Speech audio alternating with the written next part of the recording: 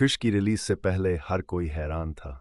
इस दौर में जब बैनर अपनी पिछली सुपरहिट फिल्म का रीमेक सीक्वल छठ बना देते हैं, ऐसे में राकेश रोशन को अपनी सुपर डुपर हिट क्रिश का सीक्वल बनाने में आखिर 6 साल का लंबा वक्त क्यों लग गया। लंबे इंतजार के बाद पिछले साल राकेश रोशन ने क्रिश सीरीज की इस फिल्म का ऐलान किया और अपने ड्रीम प्रोजेक्ट को पूरा करने में करीब 10 महीने से ज़्यादा का वक्त लगाया।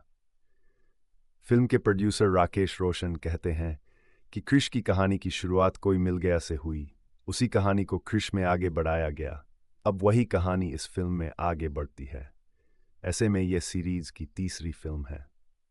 अगर इंडियन सिनेमा की मेगा बजट फिल्मों की बात करें तो क्रिश 3 टॉप 5 में है।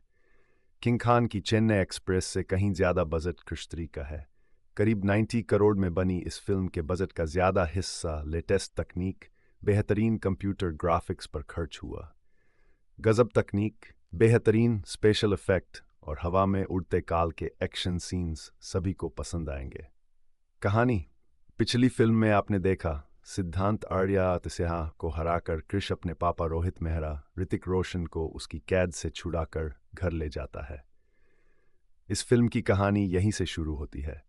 क्रिश यानी कृष्णा मेहरा ऋतिक अब अपनी दुनिया में लौट आया है, जहां वह अपनी खूबसूरत पत्नी प्रिया मेहरा प्रियंका चोपड़ा के साथ बहुत खुश है।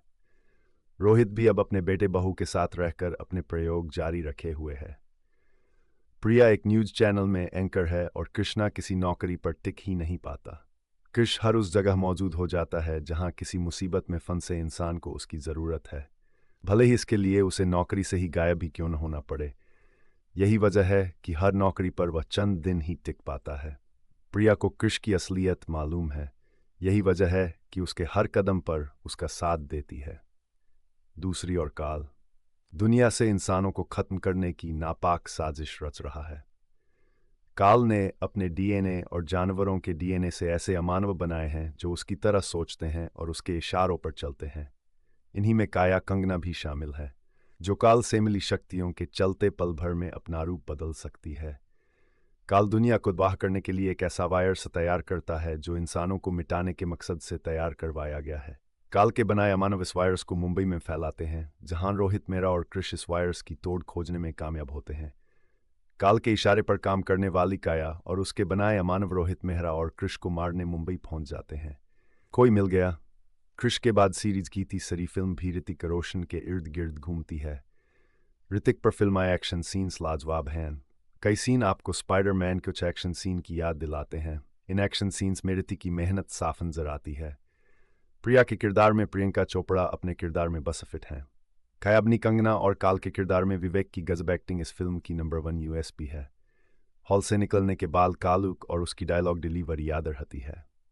डायरेक्शन, सुपरहीरो के किरदार के आसपास घूमती कहानी में राकेश ने इमोशन को कहानी का अहम हिस्सा बनाया है। स्टार्ट से लास्ट तक राकेश दर्शकों को काफ़ी हद तक बांधे रखने में कामयाब रहे। इंटरवल से पहले की फिल्म में एक्शन कुछ कम है। राकेश ने कहानी का प्लॉट समझाने में बेवजह ज़्यादा वक्त लिया। राजपाल यादव फिल्म में क्या कर रहे हैं समझ नहीं आता। छोटी सी भूमिका में आरिफ जकारिया से राकेश ने अच्छा काम लिया है।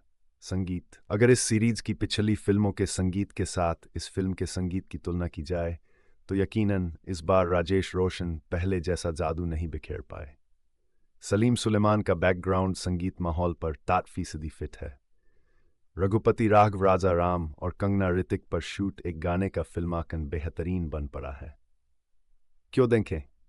हॉलीवुड के सुपरमैन, स्पाइडरमैन तो बहुत देखे, इस बार देखें सुपरमैन सीरीज की फिल्म